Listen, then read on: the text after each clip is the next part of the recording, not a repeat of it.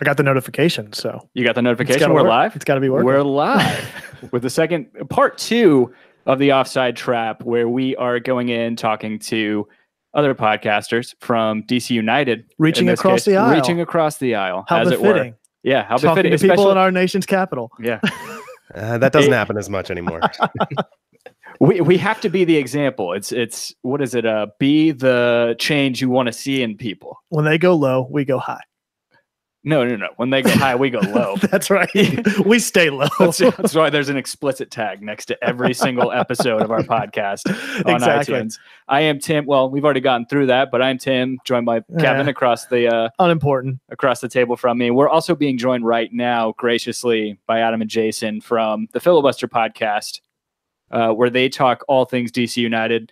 Thank you guys for taking time out of your busy schedule on a weekend, especially the end where I think all of us would rather be sleeping at this point going into Monday, right? Yeah. No, I'd rather be podcasting for sure.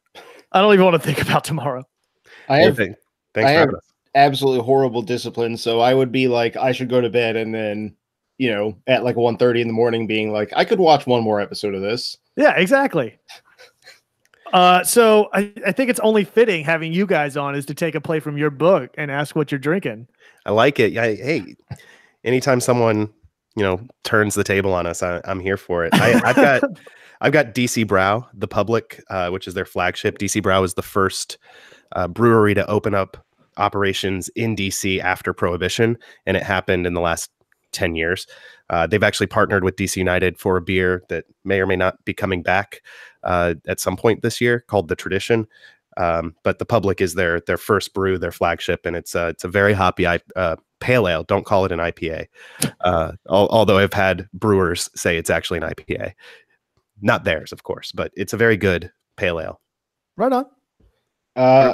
I hate to pull this on you guys. I'm coming off of a cold and currently have like 3 other. It's the beginning of the season, so we've got a ton of stuff to put out on our site in terms of writing. So I'm just drinking tap water to keep myself together. How do you boot people from this thing?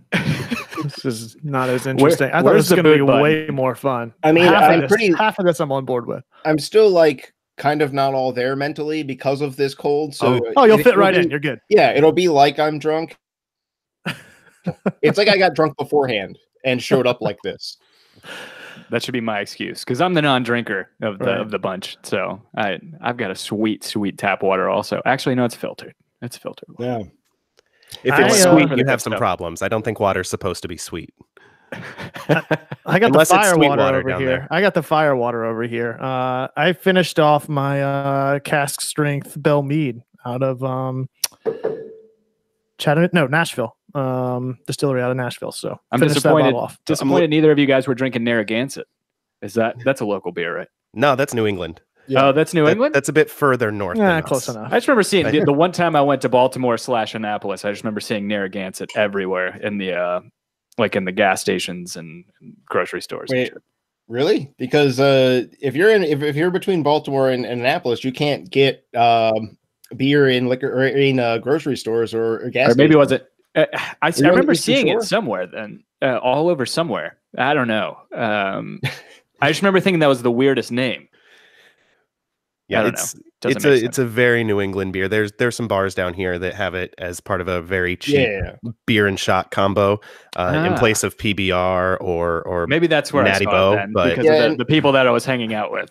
Now, Maryland has some extremely restrictive liquor laws. Each county has a different one, and they're all confusing, and they all have like weird little peccadillos. Like the county next to mine, on Sundays there's a certain proof that you can't buy, like anything above that you can't have, but you can still buy like 1,000 beers. It's bizarre. Yeah, this is dangerous. This opening is turning into the Spider-Man meme where it's like we're both the same and we're just gonna deviate from any real conversation. Because I immediately want to talk the about block of time that we actually have allocated for this. I immediately want to go to a story about my dad having to drive across. I could see the gears turning in your brain. Yeah. have it in Indiana. I just having to got go a across Simpsons reference queued up. going across state lines whenever he was growing up to, I think it was Illinois, to go get 3-2 beer, where it's where it takes 3 beers to equal the same alcohol content from 2 Oh, beers. Steel Reserve. Yeah, no, the reverse. That's the opposite. Yeah, the reverse of Steel Reserve. Like Bud Ice. Bud Ice. Bud Ice. Yeah, exactly. Ice I have no idea. I observe and report. Yeah, there you go. Yeah. So speaking of observing and reporting, I observed a 3-0 loss this past week at the hands of Montreal. Another icy climate. Wait, we played Herediano. He's referring to us. Oh, Yeah. It's okay. I'm sure we'll get it paid in full by the end of this. So obviously we've got you guys on here to talk about and preview the game we've got next week, which will be this week now on March 3rd at Audi Field. What are your thoughts coming off of the preseason? How much stock do you put into those games, and thoughts going into the game against Atlanta at home? I mean, the game yesterday definitely, like, I think it lowered everyone's enthusiasm a little bit. The fact that, I mean, it wasn't 3-0, I don't think reflects the game, but they definitely deserve to lose. The way that game went down, it was just sort of like, you know, Bill Hamid played well. Wayne Rooney and Luciano Costa did some stuff. Everyone else just sort of was present. There were definitely 8 other dudes on the field. But in a lot of cases, I mean, maybe Junior Moreno was okay.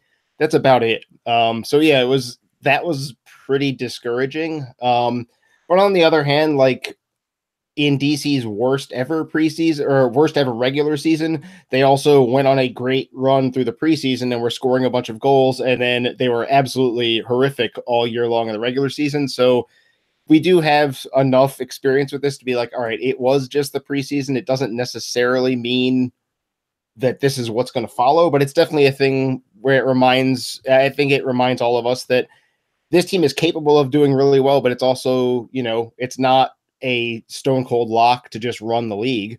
Yeah, it's okay. I mean, Atlanta lost a preseason game that mattered. So, and it was by a pretty similar margin. So there's that. I'd rather lose this game against Montreal in the preseason 3-0 than say your season opener 5-0. Then again, that seems like something that leads to an MLS Cup. So it would. Yeah. That said, I really don't want to lose to you guys 5-0 on Sunday. This game against Montreal, it was weird. It was muted. It was like players were holding something back or something. I know a lot of them played on Wednesday against Philadelphia more minutes than any of us were expecting them to, but it was still like they were trying to fight through something that they weren't quite ready for. And they came out at the beginning of the first half for the first 3 or 4 minutes and pressed really high and did the same thing at the beginning of the second half, but they couldn't complete passes that normally they can. They couldn't turn in pressure. And they just would give it up, and then they would lose men running back in transition.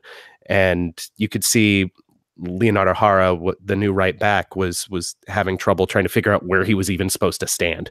He was pinched in when it made no sense for him to be pinched in, and he was not getting forward when you would expect him to. And I'm not sure if Ben Olsen said, go watch game tape of Greg Berhalter's teams because you're going to play like that right back, referring to the Crew, and then he went and watched Nick Lima and said, oh, I'm going to play like that instead. And there were things that just didn't make sense to me in this game, and hopefully they figure out what went wrong. And well, that's what preseason is supposed to be about, right? Is kind of doing things that don't necessarily have to carry over into regular season, and you can experiment a little bit and figure out where you maybe have some holes that need to get filled and go from there.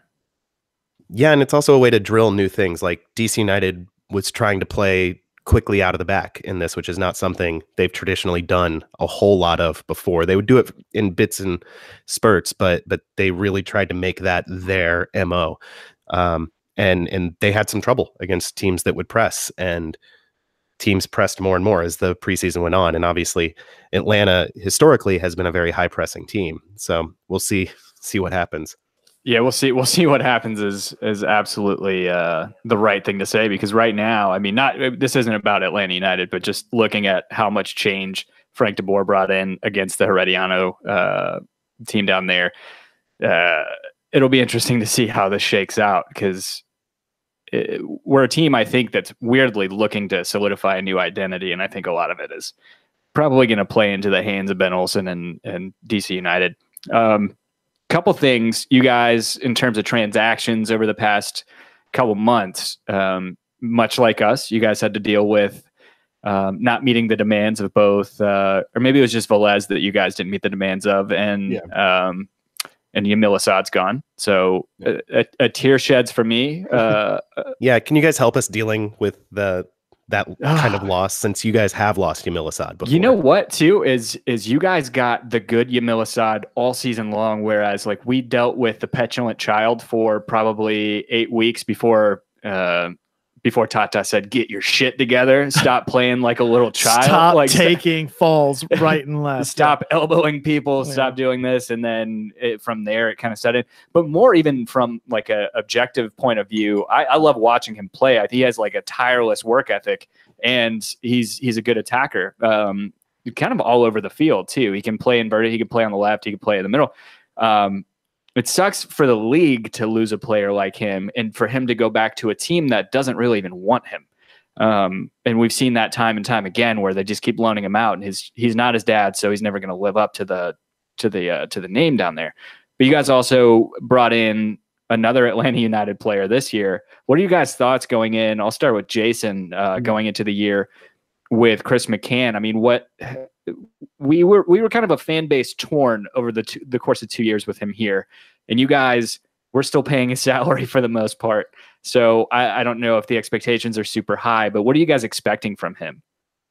I mean, he's not going to be a starter, most likely. He can play a bunch of positions. Obviously, left back was where he probably did his best work in Atlanta, and Joseph Mora has looked very good in the preseason. He's been like the one defender that has been consistently good, though, of course, at the end of the game against Montreal, he got subbed out after running into Bakary Sagna. So he might, who knows, McCann might actually be in line to start the opener. We haven't gotten any word on how Mora's doing after that, but he's not supposed to come here and start a bunch. But Adam can confirm this. As soon as it came out that Atlanta was going to put McCann out there on waivers, I pointed out to our staff at Black and Red United that this sounds like a DC United kind of move. He's out there. They just lost Nick DeLeo, and they need that sort of utility guy that can play a bunch of different spots. They don't really have a left back behind Mora. They drafted Akeem Ward, who the DC has been very emphatic. Oh, he can play both sides. He can play both sides. But in college, he was really just a right back. So it seems like a little bit of a stretch on their part that he can play both sides. So the move kind of made sense. I wasn't expecting them to get to work the salary side of it the way they did, where they're basically paying nothing. They're paying the absolute bare minimum that they could possibly pay. So that's Dave Casper doing what he does. But yeah, I think my expectations of him are probably, he's going to be a solid part of the team. I don't think he's going to change the world or anything, but I think he's probably going to end up, Mora's starting to get called in by Costa Rica. So, McCann's probably going to end up making like 10 starts and 15 something total appearances, something like that. Also, guys like McCann always find their way onto the field for Olsen. Even if it's like 10 minutes of a game, the last 10 minutes and they're winning, he'll find a way to get McCann on the field. It's that kind of guy that appeals to Olsen as a tactical move in games. And also if there's something that's rattled the lineup, if it's, Joseph Mora gets a retroactive suspension or something, he's not going to have any compunction about, well, McCann's not that fast, so maybe I'll go with Ward instead. He's going to be like, no, McCann's a veteran. He's going in, and that's that. Olsen likes to keep those kind of decisions kind of simple, and that strikes me as McCann's he's right in that wheelhouse. just to go back, yes, Jason did in fact say that in our group chat. I'm usually the one getting the what is it? The you told me so. Yeah, exactly. Yeah. Exactly. So I know how it feels, Jason. Give you like an air 5 there.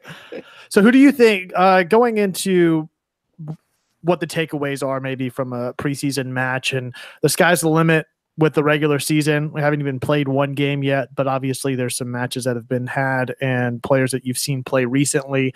Who do you think is trending on the up from that Montreal game? Who do you think puts DC in the best position to get the W on Sunday? And who do you think is the biggest liability in that lineup right now against Atlanta? I mean, the upside is obviously Lucho and Senior Wayne. As Lucho dubbed him, and it went crazy. So Acosta and Rooney, if they are able to find each other in good spaces and combine, that's going to carry DC United. This team has the potential to score goals in bunches, and it didn't happen during the preseason. Partly because preseason, partly because Lucho missed a game coming back from Paris after the transfer that wasn't, and just people getting fitness and not quite being on the field together for all that long. But also teams saw what Columbus did in the playoffs against DC United and just completely broke that connection apart and didn't let them find each other. And DC United was they scored some goals in that game, but they're down to 1 goal a game basically if you can keep Lucho and Rooney from finding each other, whether that's done by kicking Lucho until he falls over and gets angry, or by just stuffing the middle and forcing the team to play out wide, because United hasn't quite figured out how to switch the field really quickly and effectively to open up those gaps. There's a way to stop them, but if they can find each other, then this team could be really something special. Okay, I guess for me, I'll throw in for trending up. Bill Hamid had a really good preseason, and it's it's not great. Or it's weird. It's a weird feeling to say, like, probably the 3 best players on the team had themselves individually good preseason, a good preseason, and to be looking around at the other guys on the team and saying, like, well, where's the support? Because if you tell me that Rooney and Acosta and Hamid are all playing well, then I'm thinking, yeah, DC's winning a bunch of games. And yet we're coming off of a preseason where DC didn't get a win over an MLS opponent. So I'm a little concerned about the supporting cast, but I know I'm kind of getting ahead of the questioning order here. But yeah, Hamid, I mean, he's Bill Hamid. He makes these ridiculous stops. He made one yesterday where Twofer. Yeah, Steve Birnbaum missed a tackle. It looked like he had things in order. He missed the tackle. Hamid somehow closes like a 14-yard gap in it's like watching Nightcrawler from the X-Men playing goal. Like, he's automatically there. He makes the first stop, and then the ball went to Bahia, and it looked like he's like, well, I'm just going to chip this ball up into the empty net because Hamid's still on the ground. And then Hamid's in midair somehow getting a hand to this ball and making another save. And it's like, I don't even understand. We've seen it for years now, and it's still like, I don't understand how that happened. What's going on? All I'm hearing are ways that you guys think you're going to win. There was a 2-part question, and I'm waiting for the second part. Tell us how you're going to lose. That's what we want to hear. Adam, who is the biggest liability on this DC United team that Frank de Boer can exploit? Right now, the one I'm looking at is Leo Jara, who, like I said, has seemed like he's still trying to figure things out. And if you're thinking on the soccer field, especially in defense, you're not playing at your highest level. It's a game that takes repetition and just muscle memory and instinct to go, and you have to develop that in training. And he's a very good player, but he isn't quite integrated into the system. And he's the right back. I assume he's going to be going against PT for you guys, and that I'm so sorry. And that is not a matchup I'm looking forward to for United. Yeah, I think that's like it's like that area of the field, because next to Jara is Frederick Briant, and some of the problem with Jara has been, as Adam said before, he's sort of his understanding of where he's supposed to be in a given moment isn't refined yet. It actually reminds me of when Joseph Mora came in last year. It's a similar situation where it took Mora like 2.5 months before he really figured out what Olsen wanted him to do, and it became fluid. It's one thing from it being theory on a white-weighted, however they're translating. It's another thing for him to go out on the field and not need to like be like, wait a minute, what did he want me to do again? And it looks like he's still in that moment. And when Hara gets caught high, which has happened a few times now in the preseason, that means Brillant is exposed, and he's the one that has to come out of the middle. And Brillant's not. If he's coming out of the middle to have to defend on the wing, that's a big problem. He's not one of those center backs that has the speed like LGP can flex out wide and then get back into a spot where he can help out again. Yeah, it depends on if LGP is going to do a weird header back to Guzan, though. Sure. So there's always that. Yeah. But, I guess the issue with Brillant would be he's not going to get back into that spot to make that weird header. He's just not even physically going to get there. So, it's kind of a 1-2 thing. If Hara makes a mistake, or if Hara gets caught out because somebody else makes a mistake, which has happened a few times, Brillant's going to have to peel out wide, and then he's going to be having a real problem. Like if you guys are like, RIP to Hara against PT, then I can only imagine what it's going to look like if PT gets one-on-one in some space with Brillant. So yeah, I think that's the area of the field that I'm worried. It's not necessarily just Hara or just Brillant. It's that connection between the two that I'm, that's a concern. Yeah, I think everything is kind of up in the air right now, and I don't even know where this Atlanta team stands. I think we'll know a lot more coming off of the second leg against Herediano this week on Thursday. And I think that's probably one of the biggest concerns for me going into the DC game. We'll talk a little bit more on the regular show, but the way that the preseason and opening to the regular season is weighted for Atlanta United, they've got 2 really big games before they even start the season. What I think that lends itself from the beneficial standpoint for Atlanta is that they don't have the downtime between games that don't really matter to games that do matter. They've sort of gotten that into their rhythm and routine going into the first regular season game against DC on the road. They've already gotten a road game that matters out of the way, a home game out of the way that matters, and then they're actually on some sort of solid ground going into Audi Field. Yeah. You mentioned, Jason, Bill Hamid. I had a question about that. So right now he's currently on loan for Michelin, right? He's not. Yeah. So when does that loan is it's over? Michelin, dude. Oh yeah. Michelin, the Michelin man. Yeah. Do you guys call him that? No, that would be terrible. That's a stupid joke. Yep. end of, is he going back in July? No, it's till the end of this season. Got it. But it's funny that, DC's got a few different long-term things that aren't actually that long-term to think about.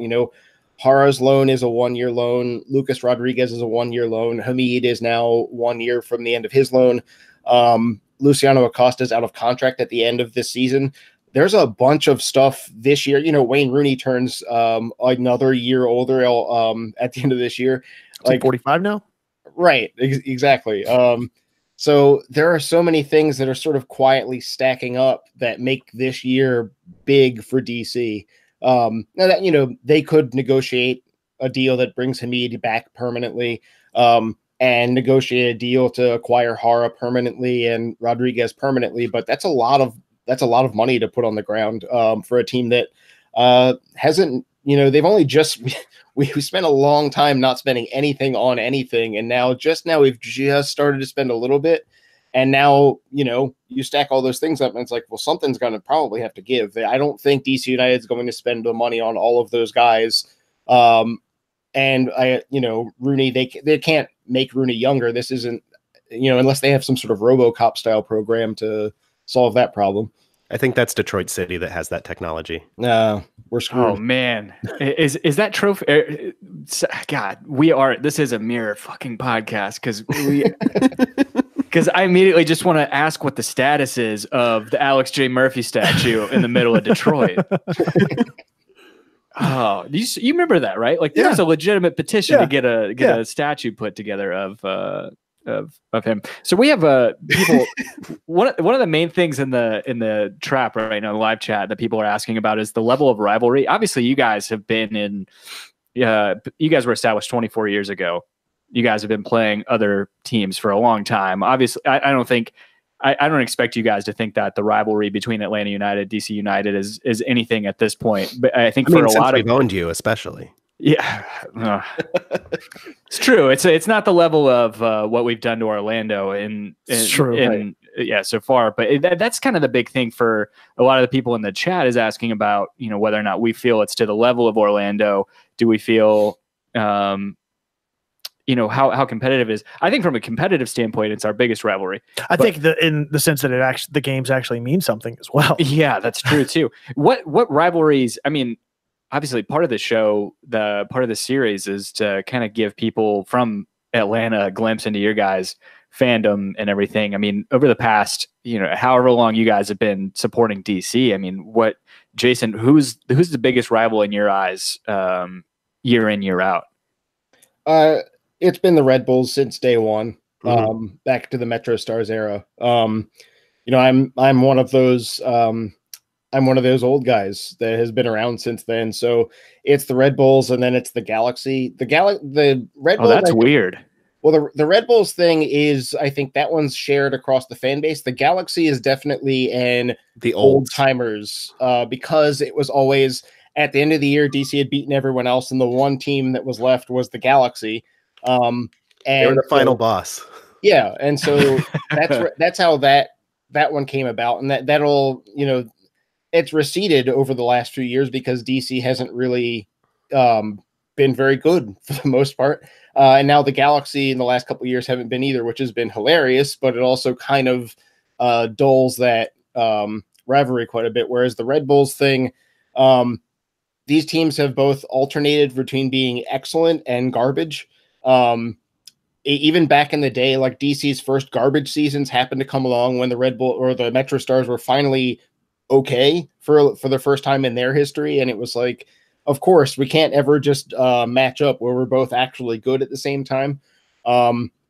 Maybe that finally is happening now of all times, this far into the rivalry. But, to go all the way back to 96, I mean, there was back in the day, they did 3-game playoff series. So it was first to 2 wins, which is a great MLS nonsense thing to do. And DC won a best of 3 late penalty kick goal at RFK in 1996, and there were like hundreds of people on the field, like streaming on the field to celebrate the win. And Metro Stars fans were like, "This is a disaster," blah blah blah, and it hasn't gone away. It's been there since that point.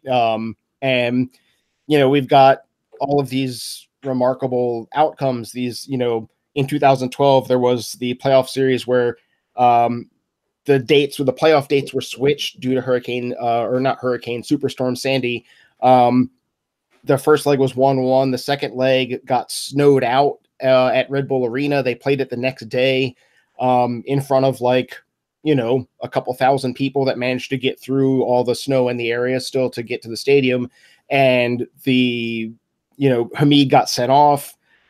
Joe Willis came in, saved a penalty kick, and then Nick DeLeon scored a last-minute game winner to knock the Red Bulls out in this incredibly dramatic series. It was actually one of the last NBC Sports years as well, so the presentation was a little better, if I'm going to be honest, compared to what it would have been on some of our other networks.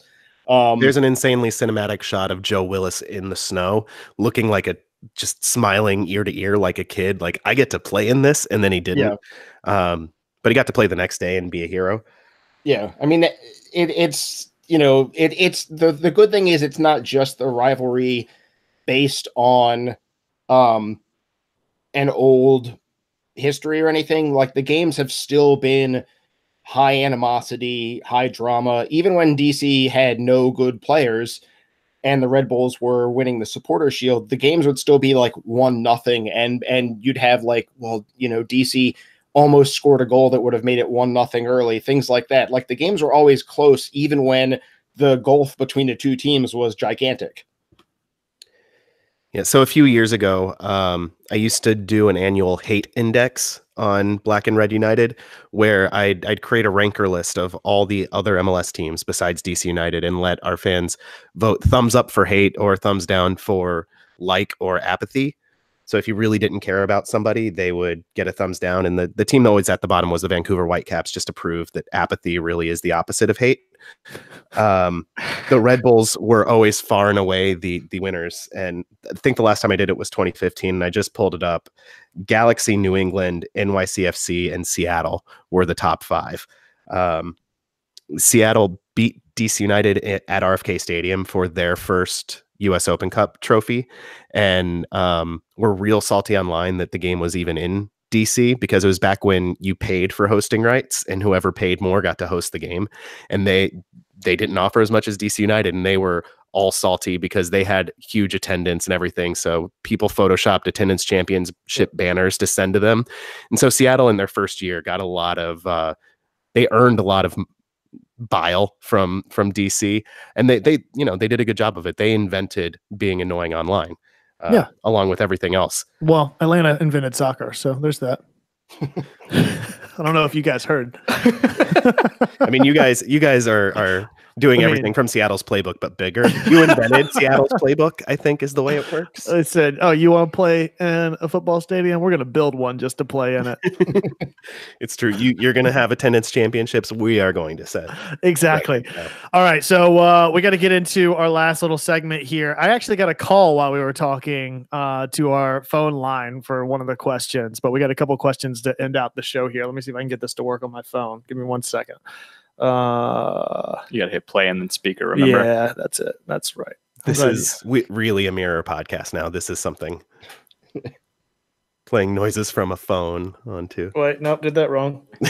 I screwed this up. Do you guys do this too? Do you guys do this? You guys have a lot, like you guys have a setup. I see some dials and other things, whereas I have like the stupid rap air horn app on my phone that I'll. Oh yeah, yeah. I got a train horn. Okay, that's analog in a way that appeals to me and maybe not to Adam. So this is a special case. I went to Purdue for undergrad, so the train horn has a special place in my heart. Okay. Oh, perfect. Normally, Adam and Ben tell me Jason is a terrible Luddite. I'm not a terrible Luddite. I just would like things to be more simple, and I find myself irritated that they aren't. And so something as simple as a simple whistle of some kind, that would be perfect for me. All right. Adam. Wait, stop talking. I think I got it worked out now. I'm going to ruin it. Hold on. Adam, are you an Indiana guy? Yeah, I'm from Evansville. That's Indiana. part of one of the questions. Stop blowing it. Sorry. God. Hi, this is Andy, long-time listener, every-time caller. I just got a question for our visiting friends from D.C. Is Bobby Boswell the greatest D.C. United player of all time? And if he's not, how much do you want to go F yourself? I'll hang on. Good buddy Andy Watkins there. I love Bobby Boswell. He's certainly the best person on Twitter. Yeah. I don't know. He is. There's a question to that. I want more Boswell in my life. I'm not going to lie. Just as a general rule.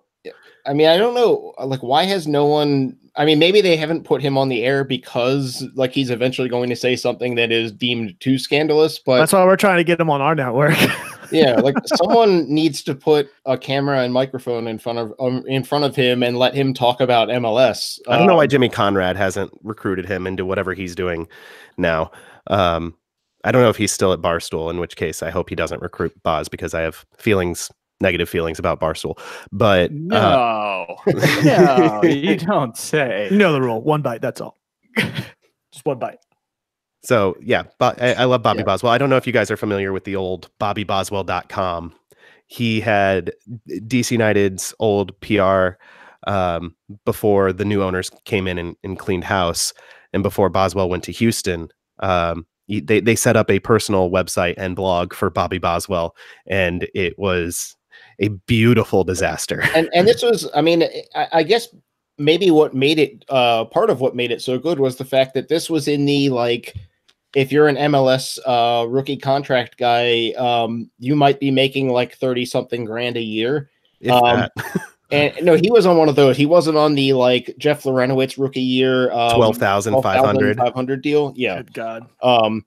Jeff Lorenowitz had a degree from Brown and was making that to play soccer. But Yeah, Boswell was just scraping by, and it was very obvious he was living that like 23-year-old just has enough money out of college to like function, but not really function well. Still living off that guts money, probably. Oh yeah, you know, that aggro crag just keeps just going to the Just grocery sold store that and trophy off for thousands. you go to the grocery store. The best part about just chip some pieces off of it, and like it's enough for some produce, and they're like, to God, get the out best of here. part about his appearance on Guts is that the nickname they forced on him was Flash. And if you've ever seen Boswell run, it's just a chef kiss nickname. Right. But yeah, Bobby Boswell was not, I guess I will directly answer the question, not the greatest DC United player ever, and not much is for the second half. Not much. That's Not a good much. one. Who else is Aleko Eskandarian? I mean, he has the greatest goal celebration in history. And that never gonna get headgear that he wore. Yeah. Right. Yeah. He actually appeared in a video for BobbyBoswell.com after he retired, where he came in as an intern in DC United's kind of backhouse staff, where he was typing on a computer and being asked to get coffee for people. And at the end of the day, he, at quitting time, he goes out and applauds everyone as he's walking off, as if he was being subbed out. It was a beautiful video. So the two of them make quite a pair. Speaking of someone that should be in front of a camera talking about MLS. Yeah. Now the Galaxy. Well, Kevin, you guys do that too? You guys do that? Pull up a live stream, and Kevin's just blaring it into the microphone. Yeah. That's not something my segue into the next question. Go ahead, Tim. Huh? Well, I sent you the note card, dude. What? You want me to hold up cue cards? Yeah, you're gonna. Okay. You alluded to the fact that you're an Indiana guy. I sometimes claim Fort Wayne, even though I never lived there, because I spent so many summers there, and I grew up military. My dad's from there. Yeah. So, rainy day team. What team? Both of you guys. Let's start with Adam, though. When you're not able to watch DC, what other team, any sports team, do you find yourself buying merch for? Do you find yourself trying to watch on TV anytime that you get? It's my Boilermakers basketball. I grew up playing basketball in Indiana. Both my parents went to IU, and so when I went to Purdue, I became the black and gold sheep of the family. And Purdue's won in IU at IU the last 3 years, so it's pretty good times for me in basketball. Yeah, it hasn't been hard to beat IU. No, it's true. The last game against them, though, was ugly. It was one of the ugliest games I've ever seen of basketball. The final score was like 48-46 on a last second tip in. Nobody could throw the ball in the ocean, but yeah, it's definitely the Boilers. For me, I go all the way back to being like 3 or 4 years old and going to a Washington Caps game. And that was my family's sports team that everyone could agree on. My mom would pick a team and then follow them for a couple years and then kind of not pay attention anymore. My dad's sports liking, it's very different from mine in that he has a bunch of teams that aren't from the area. He's not a bandwagon jumper. Like, he's always loved the Rams in football, even though he's never lived anywhere close to any of the cities they've played in. And he was a fan of the Rams. Like, he was in this bowling league when I was a kid, and they gave, like, the men in the league would all get an NFL stadium jacket, and he requested a Rams jacket in suburban Maryland, and everyone was like, "Are you guys from there or something?" He's like, "Nope." And he would, anytime the Rams managed to beat Washington, he would wear the Rams jacket to work the next day to rub it in, because it was he didn't have anything else to fall back on. There was no like, oh, the Rams were great this year, because they were never any good. But yeah, I don't have any of that. I'm like a super local guy. I don't care for football. But yeah, the Caps, that's been me the whole time. So for up until last year, that was always like, boy, the Caps sure did break my heart again. That was awesome. But then last year they actually didn't, which is weird. I'm still not over it. Yeah. AO finally gets a Stanley Cup. Yeah. So being that Atlanta fans may be traveling up to DC for the game next weekend, what celebrations, traditions do you like to partake in, places to visit leading up to kick on Who's Sunday? got best chip beef, that sort of thing? Yeah.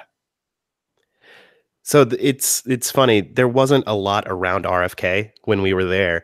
It was you go to RFK, you make friends, you grill out in the acres of parking, or failing anything else, you go hit a food truck that's in the parking lot, and take in whatever concert. Hopefully it's go-go, but who knows?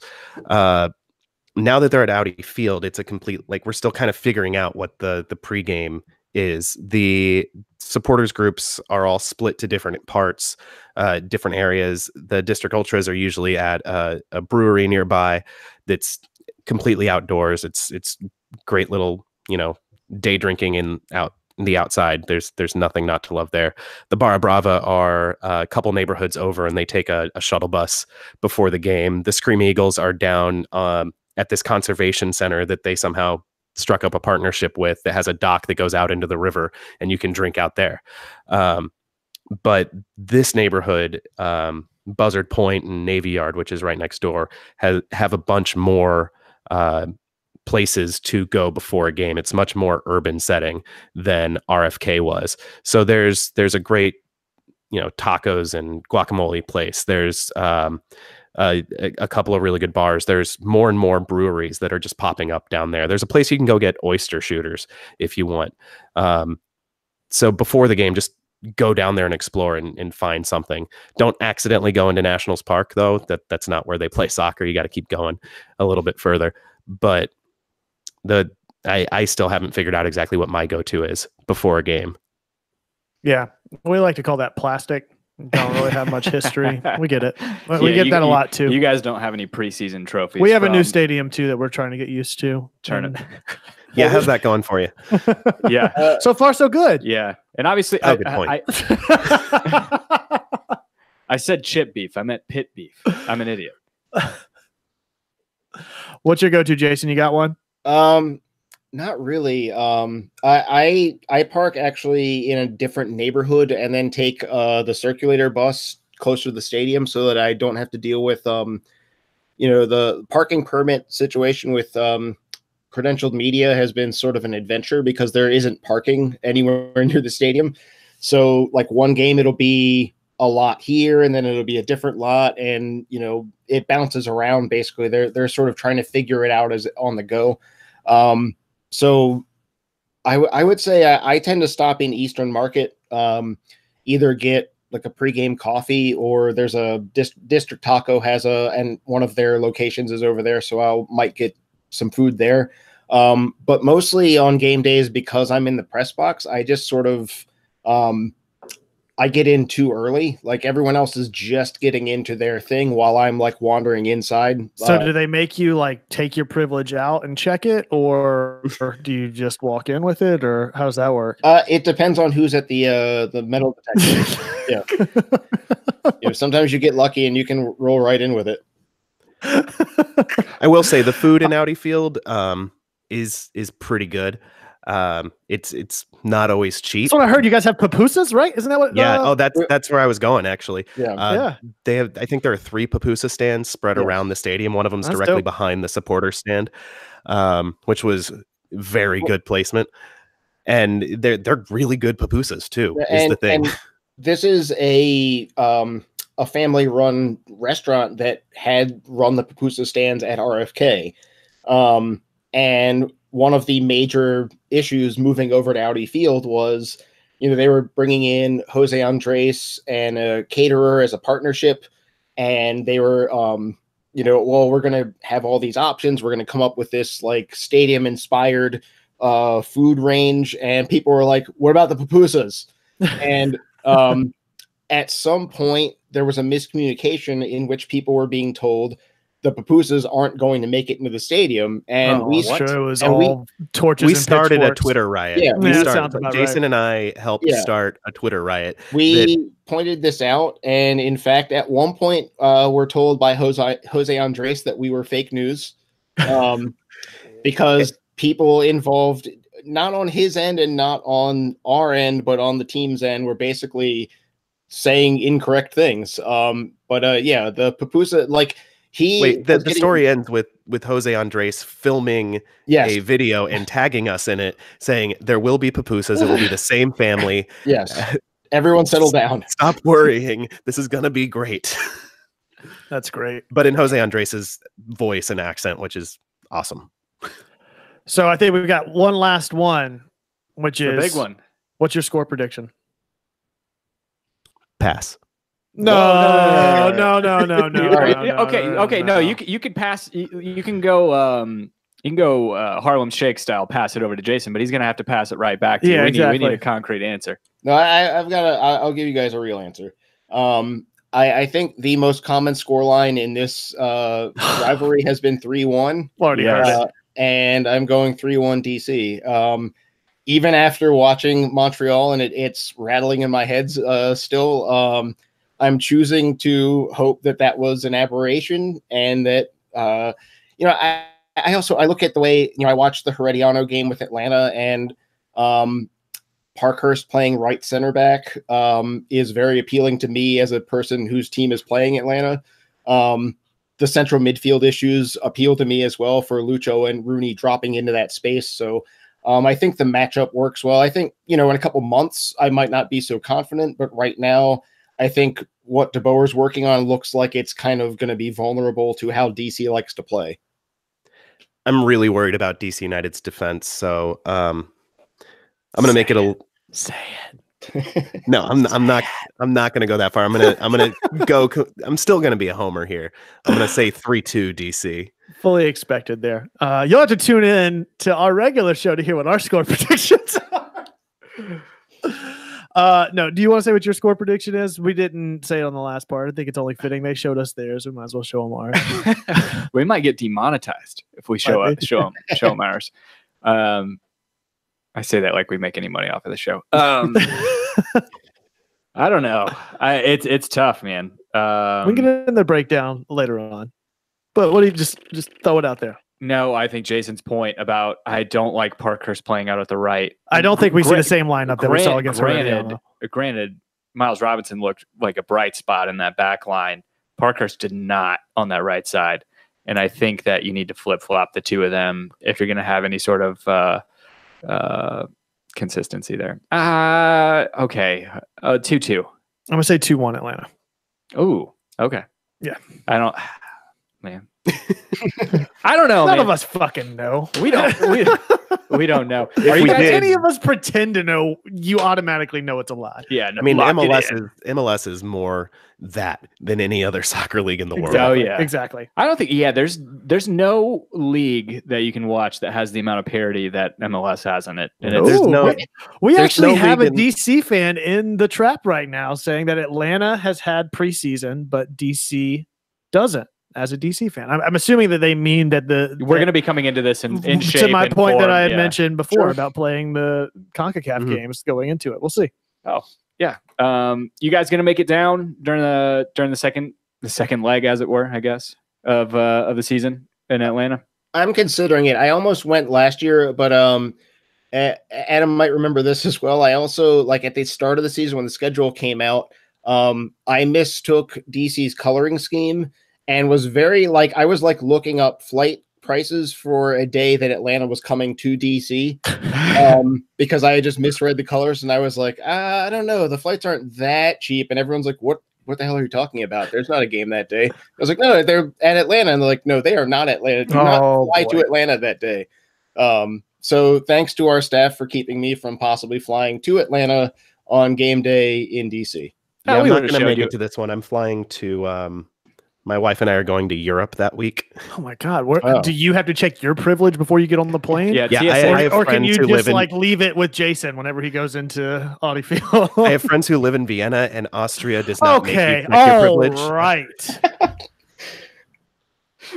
This has been a lot of fun, fellas. Yeah, we probably could go for another hour. Yeah, what was supposed to be a 30-minute show turned into almost an hour. So that was splendid. 52 clearly, we need to work on this format. Now you really sounds like us. Yeah, we're always we could probably get it in under an hour, and then it's 75 minutes. We're that was pretty short. Yeah, I was texting Tim on the way over here, we need to be really hard on time because I don't want this to go super long, and we've got to have another show this week. But then the dopamine kicks in from all the laughing and that's all it. Yeah, that's it. I don't want this to end. I just want to make friends. Yeah. We're all nerds and crave human connection, and this is as close as we get. That's exactly it.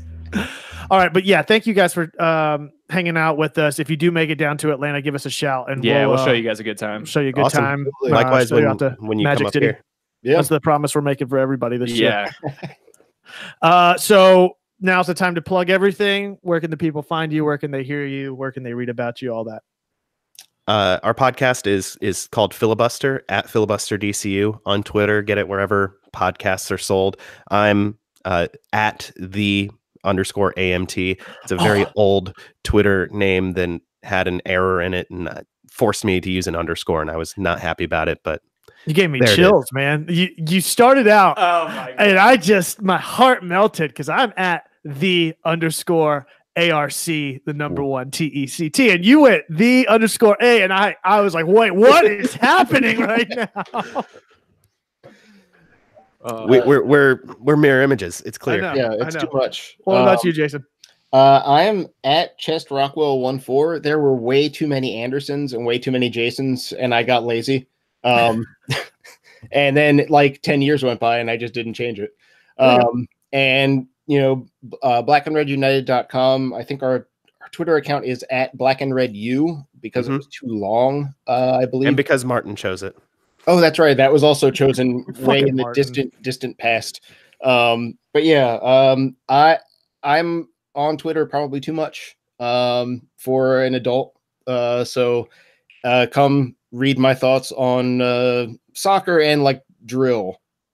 That's about it. Right on. You mean like Ryobi drills or no? At DRIL. The account. Tip drill. Got it. Yeah. The share zone. Yeah. My Twitter is really more pictures of my 4-year-old daughter writing letters to Elton John. So with occasional soccer thoughts thrown in. That's great. Ours is mostly Tim's letters to Elton John, so it works out. Okay. To the point. It's angry letters to the brass at Mercedes-Benz Stadium who play the Nickelback version of Saturday Night instead of the Elton John version. You guys are going to be really excited. Speaking of which, of our new opening music, I hope you enjoyed it on the first ever Offside Trapped, TRAPT, with Headstrong leading you into this episode. Really excited about it. We'll take you on. With that, I think that's a good way to end it. We'll take on anyone. Thank you guys so much. We'll see you next time. As always, be home before dark.